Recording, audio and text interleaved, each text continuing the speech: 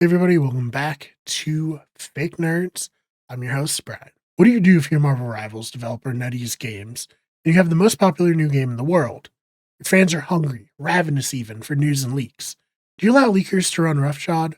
Spoil everything you've worked months or years on? No. No, you don't. You start a disinformation campaign and start putting files referencing fake future heroes into your game. Then you wait.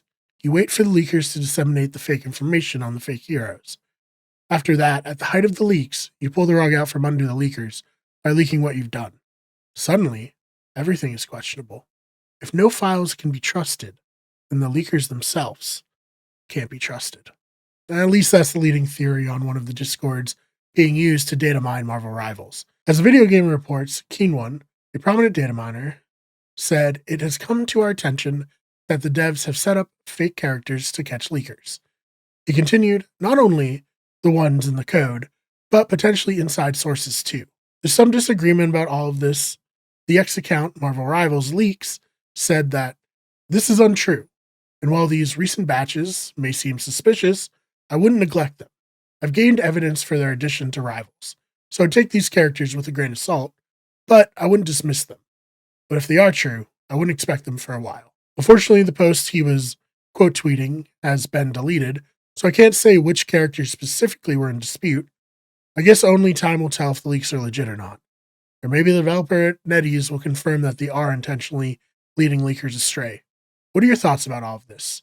And who are you most excited to see added to the game? Is it going to be like a leaked character or just like your favorite Marvel character from the comics? Let me know in the comments. Next, I swear that I like Xbox, despite pretty much always reporting on bad news for Xbox. But, it's my job to report the news, and there's been some real bad news for Xbox lately. Matt Piscatella on Blue Sky reported that while the PlayStation 5 is outperforming the PS4's pace after 50 months on the market by 7%, the Xbox Series consoles have fallen 18% behind the pace of the Xbox One. The Xbox One sold 58 million units, which was a far cry from the 360, which sold 84, and an embarrassment compared to the PS4, which sold 117.2. So, to have the Series consoles be performing even worse than the Xbox One did, it's no wonder why Microsoft is hell-bent on turning everything into an Xbox. If consumers won't buy your console, then you can turn their things that they've already bought into Xboxes. I think that the Xbox brand has one more go at this, but they need to pull out all of the stops, lest they go the way of Sega and the Dreamcast. What are your thoughts on all of this? Do you own a Series console? I own a Series S, and I actually do most of my gaming these days on it. Of course, most of my gaming consists of playing Madden and College Football 25, but that's still where I spend most of my time. Let me know your thoughts about all of this in the comments. Then finally, the Game Developers Conference released the results of a survey they conducted with over 3,000 developers on their website, and there are some interesting results. First, despite the volatile nature of live service titles, 33% of AAA developers surveyed reported that they were working on a live service game, though they aren't unanimously popular outside of big studios, with 41% of the total respondents noting that they're not interested in developing a live service game at all. If you've listened to business people at all over the past couple of years, you've likely been convinced that AI is going to replace all of our jobs. Well, 52% of the people surveyed reported that they worked for companies that have implemented generative AI. However, 30% of the respondents reported that they believe that generative AI is having a negative impact on the game industry.